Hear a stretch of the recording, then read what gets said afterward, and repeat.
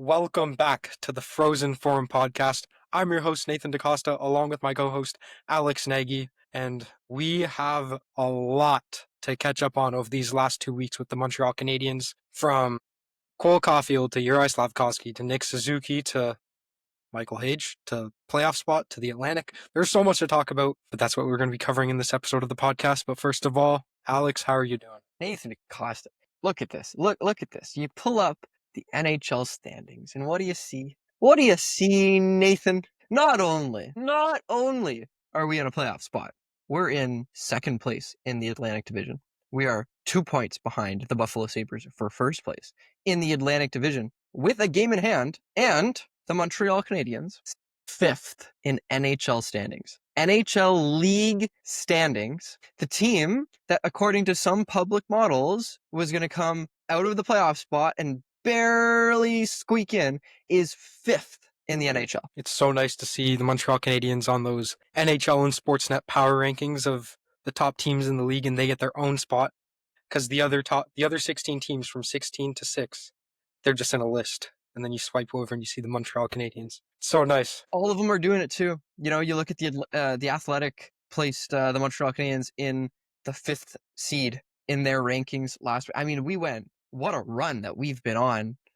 We are playing fantastic hockey, other than a few games, but that was fine. We figured it out. The last 10, 9-1. Insane, Nathan. Now, right when you're gonna get hot. You asked me the question, Nathan, why am I wearing a jersey? You asked this before we started recording, because I don't usually wear a jersey. But man, this jersey right here, do you see this? This is number 22. To all of you Montreal Canadiens fans that have joined, that are hopping on the bandwagon, that don't know who number 22 is on the Montreal Canadiens, his name's Cole Caulfield. And see, he used to be 22, and he switched to 13. But us, still Cole Caulfield fans, have Cole Caulfield 22 jerseys. And Cole Caulfield, who I've been cheering for since he stepped foot on that Montreal Canadiens team in 2021 with 3 games left in the season, that Cole Caulfield just did something that a Montreal Canadiens fans have not seen since 1990. And there's 3 games left in the season. I don't know if you know this, Nathan. The record for the goals on the Montreal Canadiens in a single season is 51. Hey now.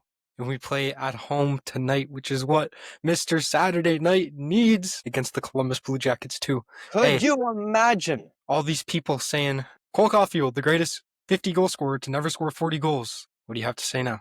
Boom. What do you say? And not only 50 goals, no empty net goals. Scores no empty net. From everywhere on the ice. Like I saw the map of the goals he scored this year. It's absolutely insane. Everywhere. You take that, like the diamond, it looks like home plate, you know, from the dot to the dot up a little bit. And like you take that, right? Cole Caulfield has scored literally everywhere inside of that space. Everything that they call the slot, he has scored from. I know. This is not Alex Ovechkin scoring whatever number of goals from one single spot on the ice, right? This is everywhere. I'm going to say it right now. Cole Caulfield, in the second half of the season, has 2 hat tricks on Saturday nights. It's a Saturday night, and he's at home. I think he's getting a hat trick again tonight, which would put him first in the Rocket Richard race. It'd put him first in the NHL in goals. Mind you, Colorado has a game in hand compared to us. Mind you, Colorado is going to give Nathan MacKinnon every single puck with the empty net just so that he can score empty net goals so that he can be the Rocket Richard winner. Did you see that clip? Did you see the clip of Nathan MacKinnon standing in front of the net? Like he's standing in front of a wide open net. Somebody else has the puck. He's like, oh no, pass it to me. Look at how good of a captain I am. I'm just gonna get my own. Here, thank you for my own goals. Yeah, I just want to win. I can't hate him for doing that. But what I can hate on him for is not doing that in the Olympics when we needed him to do it in the Olympics. Yeah, Mr. Goal scorer who can't score goals in places when it matters. Give me right now. It would be Colorado, LA. Give me LA in that series. Look, I agree with you on the point that Colorado's kind of frauds. I think they're going to get bounced the second round. Once they play the Oilers, as soon as they play the Oilers, they're done.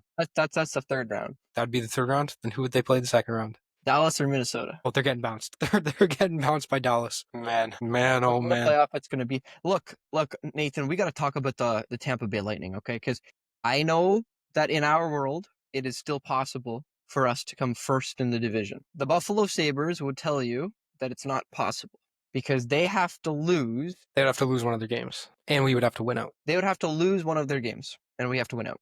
That's correct. But they play Dallas. Their last game of the season is against Dallas. I know.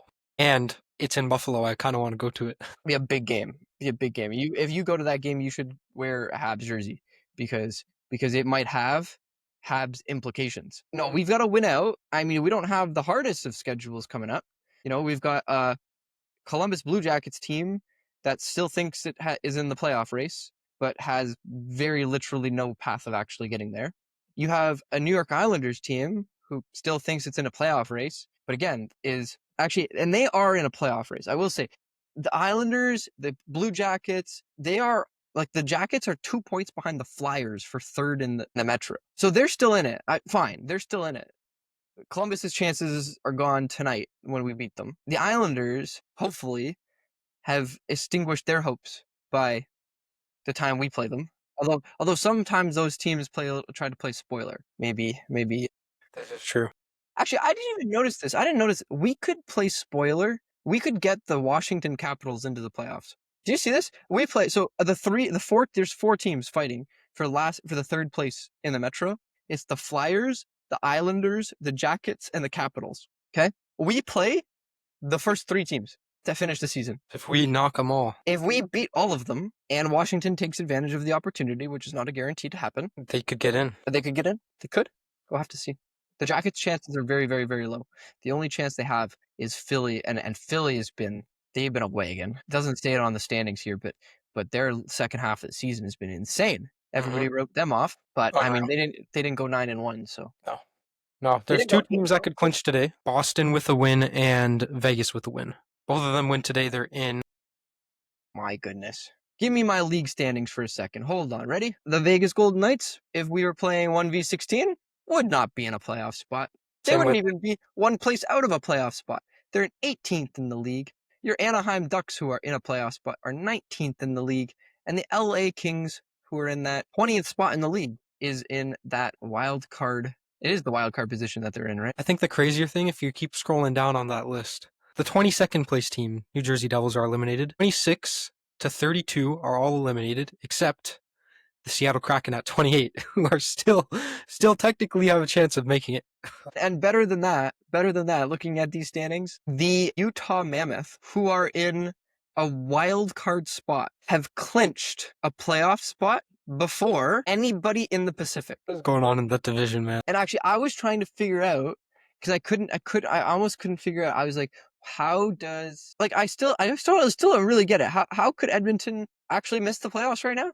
Okay, nope, it's not that. Oh, you know what it is? I know what it is, right? The LA Kings have enough games left that they could come first in the Pacific if everybody above them lost, right? Like, whatever team you want to say is not going to clinch, whether it's Edmonton, Vegas, Anaheim, right? That team would drop down to a wild card spot, right? And the Nashville Predators have to win. The Nashville Predators, with 3 games left in the season, would get to 90 points. Wait, Edmonton's clinched for sure, right? No, they're not. No, but it's that if Vegas, Anaheim, LA, and Nashville all win out, and Edmonton loses out, then Edmonton's out.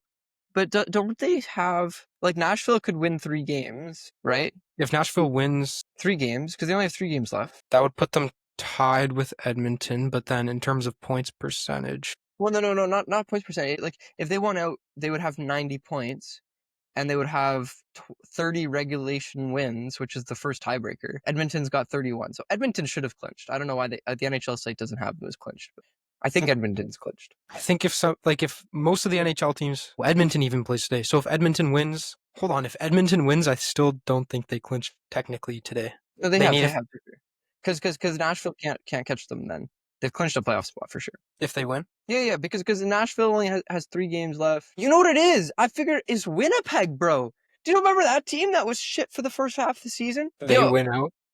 If Winnipeg wins out, because Winnipeg has 4 games left, and they would actually overtake Edmonton for the regulation wins column.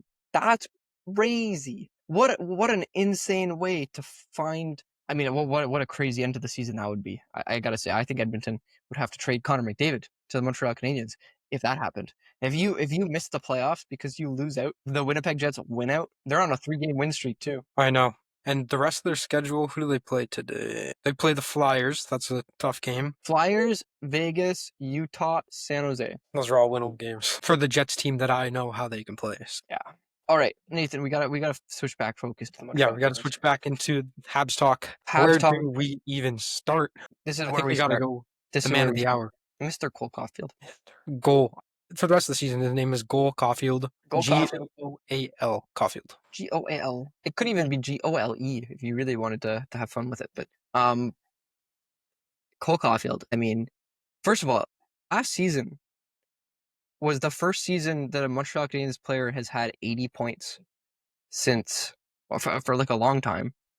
I think was the stat, or 85 points. This season, Nick Suzuki might hit 100. He's got 98. But Cole Caulfield, if he scores your 3 goals as you're projecting tonight, that brings him to 90 points on the season. Lane Hudson, if he gets any pieces of that, he's at 75. Avkovsky's at 71. And your rookie scoring leader, Ivan Demidov, is at 61. We have 5 players over 60 points, Nathan. Yeah, this is just unbelievable. Like, it's a stretch to get 4 guys over 80, but 3 guys over 80 is. I mean, but you look at this team, Nathan.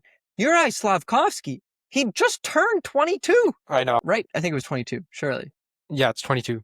That was such a good pick. Thank God we never took Shane Wright, even though he had all the what's hype. Shane Wright doing? What's Shane Wright with his whatever? Do you remember that when he did that in the draft? He's like, Yeah. stare down. He's still on the Kraken, yeah. I think so. Yeah, they haven't found a trade partner because nobody else wants him. Injured upper body. Yeah, this guy hasn't done anything. Yeah, Cole Caulfield, man. I don't know. I think he's gonna set the Habs record this year. I hope so. Getting 2 more goals within these 3 games, and he's been so hot over the last 2.5, 3 months. I think he's got it in him. And they call him Mr. Saturday Night for a reason. Saturday night in the Bell Center. Can you ask for much more than that? I cannot ask for much more than that. Look, I don't know if you heard the call of that play by Pierre Houd, but I'd like to play it for you. I'd like to play it out loud for the podcast because this is probably the best call of a goal in Montreal Canadiens history. Steve! If you didn't get that, Pierre Houd names off every Montreal Canadiens player to score 50 goals. À Maurice, I had a list somewhere else. Hold on. Give me the Montreal Canadiens scores. I got it. À Maurice, à Boom Boom, à Guy, à Steve, Pierre, Stéphane, à Cole. Cole Caulfield, seventh Montreal Canadiens player ever to score. Also, I don't know what stat I was calling up before. The 51, Stéphane Richer was 51, was his record. So for him to score more than 51, no player's done that since Guy Lafleur in 79, who scored 52. But in 78, he scored 60. So he's not going to, unless Cole gets 3 hat tricks, we're not setting new records here. But that's an extra problem because Guy Lafleur, the first time he scored 60 was 3 years after he first scored 50. Okay. Look, I think the question becomes, how many 30-goal scorers do we have on our team next year? We have Cole Caulfield, Yuri Slavkovsky, Ivan Demidov, Michael Hayes. Susie's not even at 30 this season yet. Yeah. 28. Hey, it's still within reach for him. Look, I mean, Ivan Demidov's about to pull off a Macklin Celebrini next year. Like I'm getting this guy in my fantasy pool early because holy, he's like the stuff he's doing with the puck at the end of the season right now. My goodness. I agree. My goodness. It's a shame that Schaefer's gonna get the Calder, but I mean, I don't know. I don't know, Nathan. What do you mean you don't know? I don't know if he's gonna get the Calder. You think Demidov? No, I've got a better pick for you, and it's very small, very if statement case, right? But if the Montreal Canadiens win the Atlantic, I think there's a very, very, very good case for Jakub Dobeš. I think there's a very and if the Islanders miss the playoff, like I think like Jakub Dobeš is a rookie, Nathan. He's a rookie goaltender. He has saved over the second half of the season the most goals saved above expected of any goalie in the NHL. I agree. But what Schaefer's doing... Any goalie in the NHL. Sorokin, Vasilevsky, All of them. More. Look. But the reason Hudson won it last year was because he was doing unprecedented things as a defenseman. When's Schaefer's the doing last time you've seen a goalie do this? When's the last time a rookie goalie led the youngest team in the NHL to first place in a division? When? I don't know. But when's the last time a rookie defenseman has scored 21 goals? Look, I'm not saying that's not crazy too. I'm just saying that, if you have Bobby Orr and like Patrick Waugh, right? And you put both of them, like which one do you give the award to? You can't tell me it's always Bobby Orr. Like sometimes you got to give the award to Patrick Waugh. That's why I'm saying I think it's a bigger discussion. I think it's bigger. Like if that happens now, if the Montreal Canadiens don't come first, then it's easier for the media to downplay it, right? But if they come first, like you have to think the storyline from this team is not just the Cole Caulfields and it's that we've had some of the best goaltending in the NHL from a rookie who's played more games, more wins than any rookie goaltender in Montreal Canadiens history. Look, I agree with you. Dobish has been real good right when we need him to be good.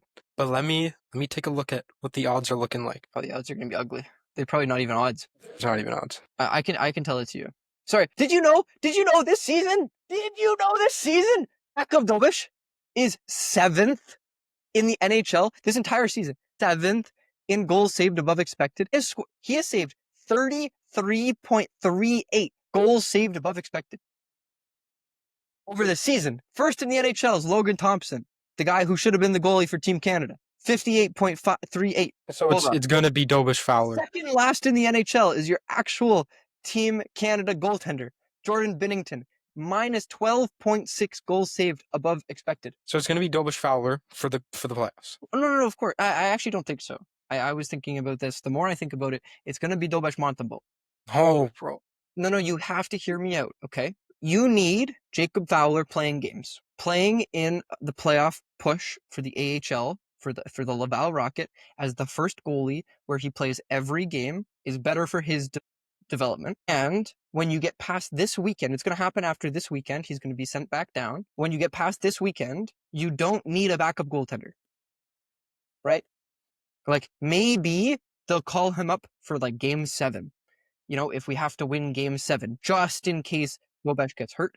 Dobish is unquestionably your starting goaltender in the playoffs. And so you can have Montembeault be the backup because in the playoffs, the backup doesn't play unless the starter gets injured, right? If in the middle of a game, Dobish gets injured and Montembeault comes in, the very next game, Jakub Fowler will come up and he will be the starting goaltender for the next game.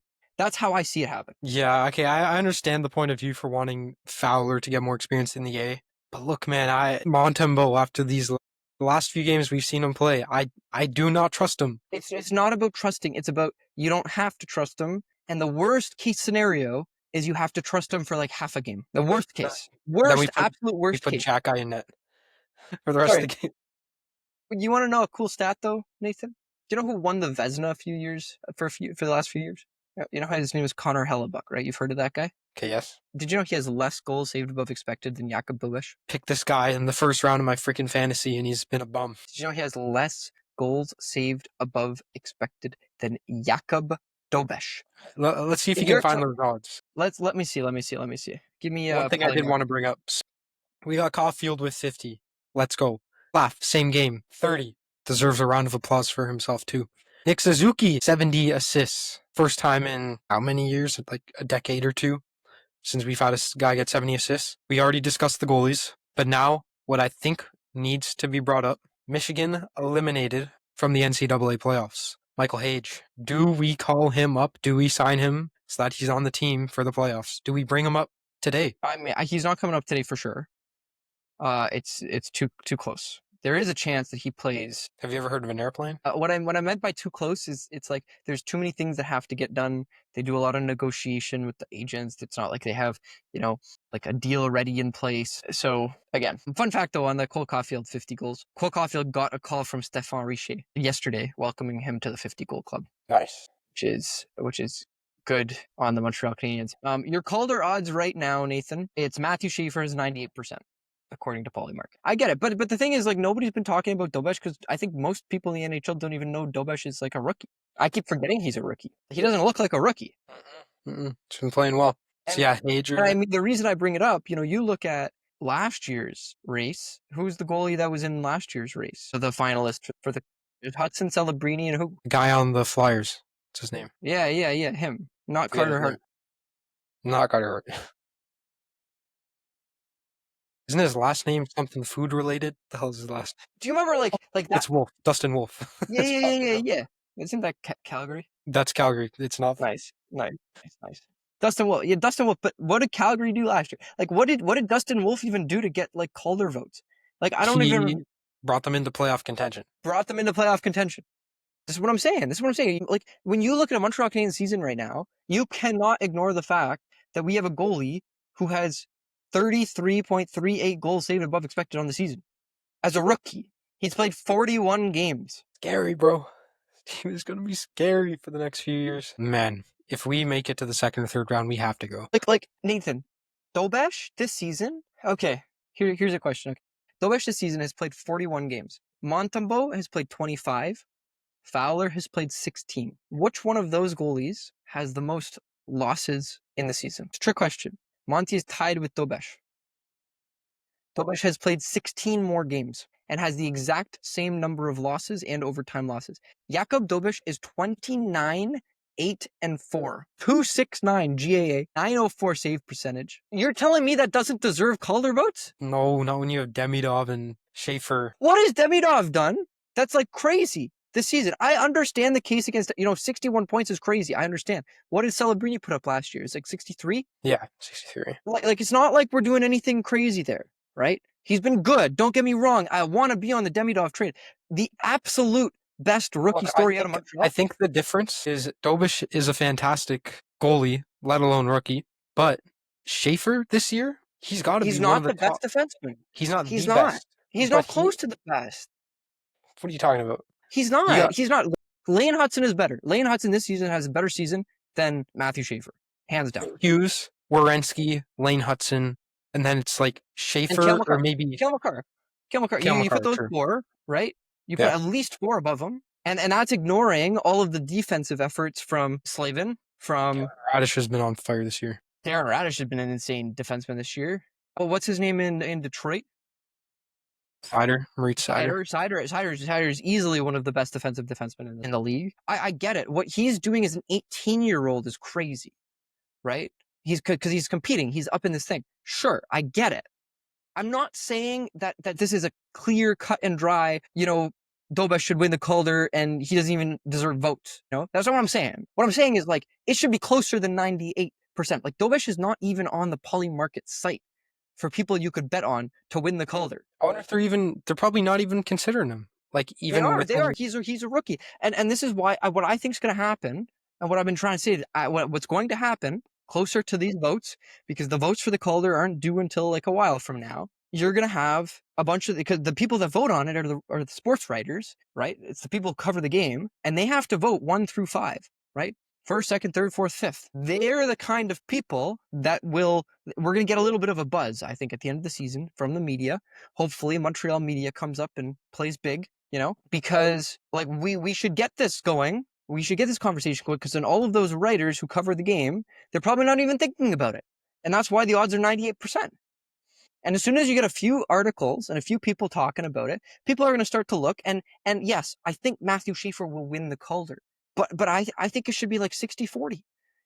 Like Matthew Schaefer should have 90% of the first votes. And in my opinion, Jakub Dobesh should have 90% of the second place votes, right? Like that's the kind of, that's what I'm trying to say. Like, that's how close I think it is, right? Like I'm not saying Schaefer's not winning. I'm saying like it's going to be closer than anybody right now realizes. We'll see. I hope you're right. I hope Dobish really gets the recognition he deserves, but I just think everyone's been so focused on Demidov and Schaefer. So it's going to be those. They have been. That's why we need to get the media. It starts with us. We're technically part of the media, even if we're a very small part of it. Everybody in the media, go look at what Jakub Dobish has done this season and tell me why he doesn't deserve to win the Calder, because he's a rookie goaltender. I think your point's been proven here. Okay, let's go. Let's move on to the next thing. This is what I want to talk about now. 2 nights ago, we played what could be a first round preview against the Tampa Bay Lightning. And I don't know if you watched that game. It was one of the best games I've seen in a very, very long time. high energy, lots of fights, both teams playing like it's a playoff game, and an overall good matchup. Now, my question for you is, who would you rather play? The Tampa Bay Lightning or whoever the wild card team is if we end up first in the Atlantic? So that's a harder question, actually. I thought you were going to say Buffalo. Because no, the reality is we can't play Buffalo. We can't play Buffalo now. It is impossible. Here's the difference. Okay, ready? I would rather play. Oh God, this is hard. I know my answer. After seeing that game against Tampa Bay, I would rather play Tampa Bay. I think they knew how to lock down Kucherov for the majority of the game. There were a few mistakes they made, but if you prevent him from making plays, you see what that has on their overall level of play as a team. I would rather, straight up, I would rather play Boston than any other team that is currently scheduled to make the playoffs. My second pick for who to play would be Tampa, and the team I don't want to play is the Ottawa Senators. Ottawa Senators. I think we walk them. They win one game in that series. I think Ottawa is a lot scarier of a team than a lot of people realize. Ottawa is, if you look right now, if you go head over to Money Puck playoff odds, and we look at the chance to make the third round. I've seen that graphic, but Ottawa Senators currently have a higher chance of making the third round than the Montreal Canadiens. Such BS. Like, I don't care about the Money Puck odds. Like, Ottawa, they're getting bounced. I don't really see them as a playoff team. I see them that they're heating up recently, but they're getting bounced by us. They're getting bounced by Buffalo. I don't know. I think whoever Ottawa's in a playoff thing with, I think they win in like 6. And if they play us, then it goes to 7, and it's a toss. Like it's straight up. That would be a theatric series, like Ottawa, Montreal. If it was Ottawa, Montreal, I'm driving up to Ottawa for a game. Are those the 2 closest NHL teams, like, in the entire league? If you look at no, what are the 2? No way, it's Toronto, Buffalo. Try again. New York. Okay. So the second closest. Toronto, Buffalo is not closer. LA, San Jose, LA, Anaheim. Well, one of those, the combinations of those 3 teams. Like, I'm pretty sure Anaheim is like in LA.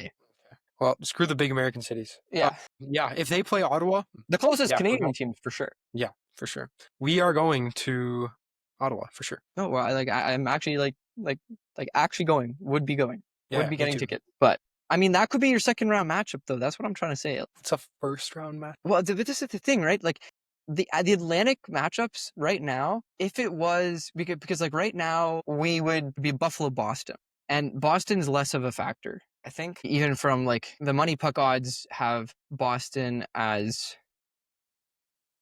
do they actually have Boston higher Stanley Cup odds than Ottawa right now? That's crazy. Boston has higher odds than we do. Man, they give so much credit to Tampa because right now in their models it's Montreal, Tampa first round, right? Which is fair because like that's a very high likelihood. We've got 21% chance of making first in the division though. It's not bad. Okay. Tampa's down to 5.7%. I like that. Let me see what my my free bet cash out is now. $64. We're riding that. We're not. Ride that. Oh, man, the playoffs are coming up hot. When is it? 2 weeks? 19th. So we're still 19th. What is that? 19, 8 days. Here we go, baby. It's coming into full effect. Nathan, on this playoff thing, I've got a question for you because I was having everybody talks about playoff format and how bad the current one is and whatever else. But before we talk about like actual like who plays who, right? What do you think about how hockey plays 2-2-1-1-1 as the schedule for the playoffs? Like, what do you think about that? Makes the most sense. It gives because you compare this to if you have an unfair matchup. Let's say it's probably going to be a Colorado. It's looking like LA. In all reality, LA is getting bounced that series. So you give each pair of fans a chance to watch view their team, and that's that. But when you have it go to 7, I understand the importance of having the home team get 4 games in their arena. The home team's always going to have 4 games, right? Like the best team is always going to have 4 to 7, right? But there's a few proposals I've heard. Okay, and I want to run them past you. No. Too much travel. We're trying to reduce travel because if we reduce travel, right, then we like potentially could have other playoff formats. Because one of the biggest things with the playoff format is how they have it, right? Is it reduces travel. No. You've got the model from the MLB, which is 2-3-2, okay, which again guarantees 2 games in each stadium, right? But I've got a better one, I think. The one I've landed on in my head, 2-4-1. And hear me out.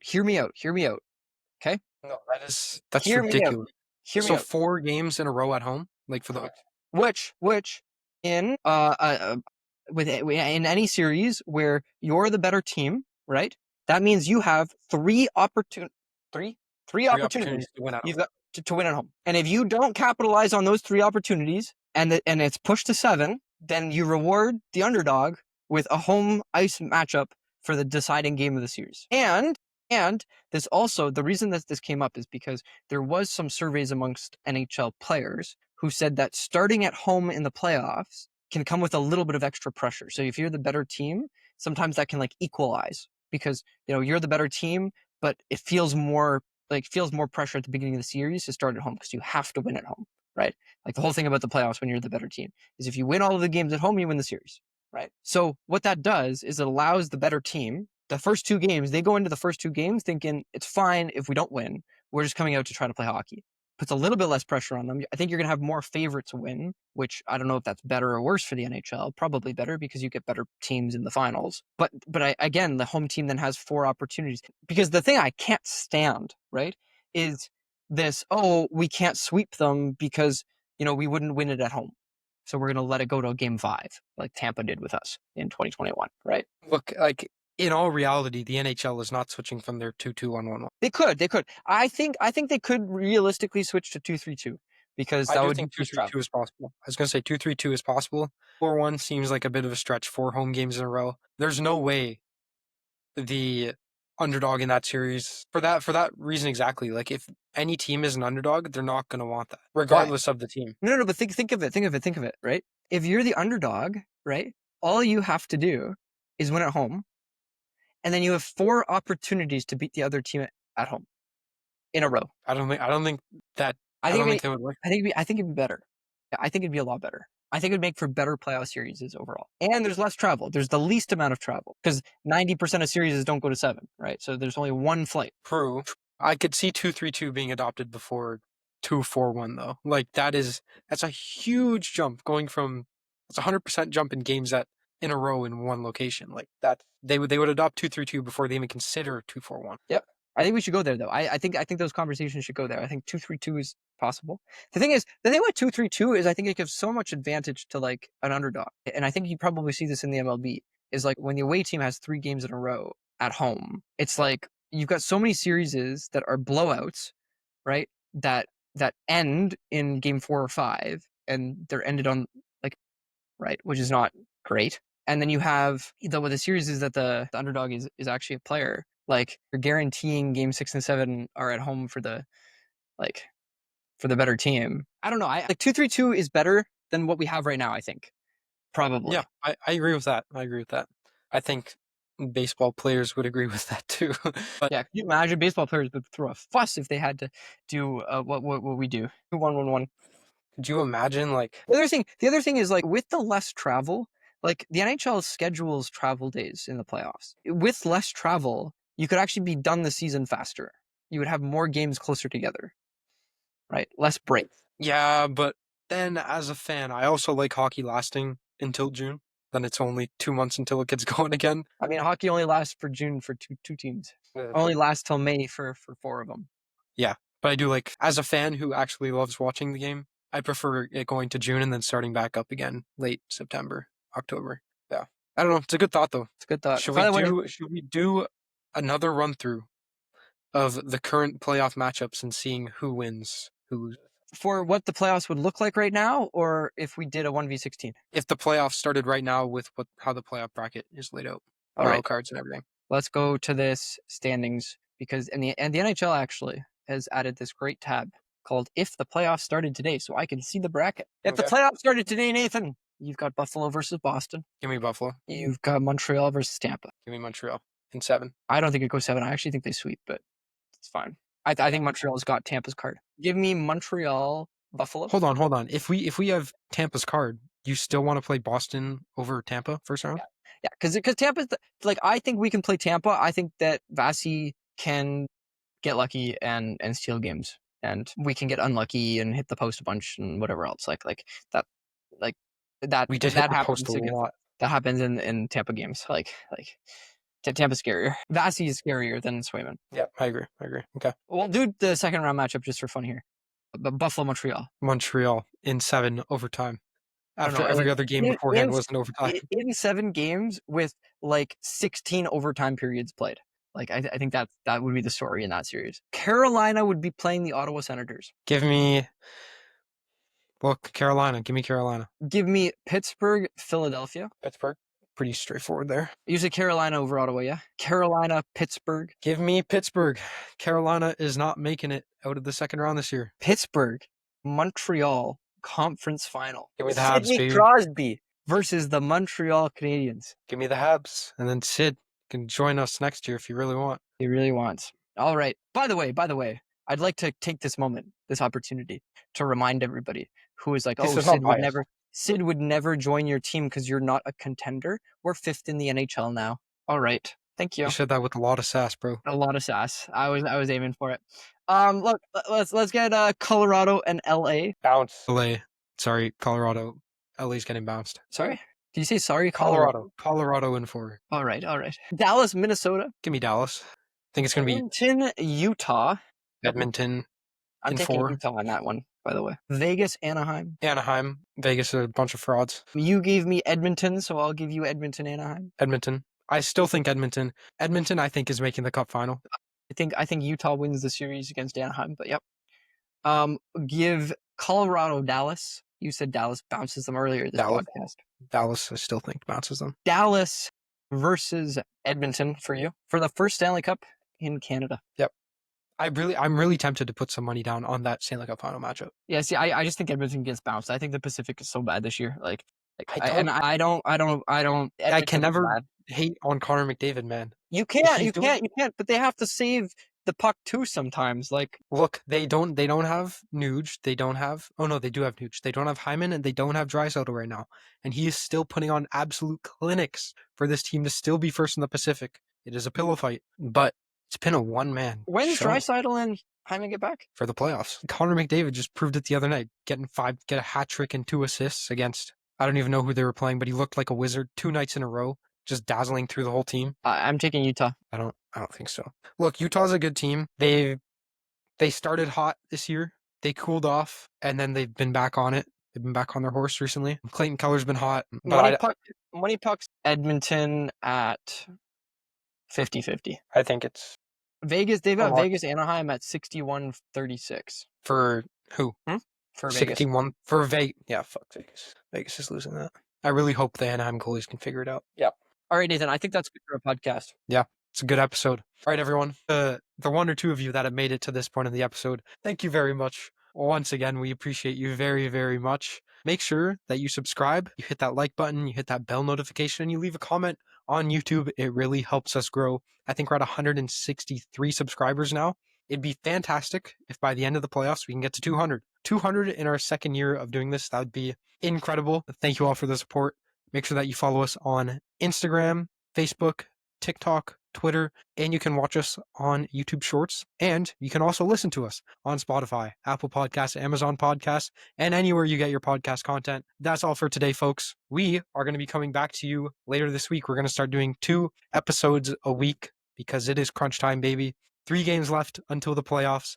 Playoffs start in 8 days from today. Oh my gosh. We're hyped. We are absolutely hyped. With that being said, au revoir, a bon afternoon.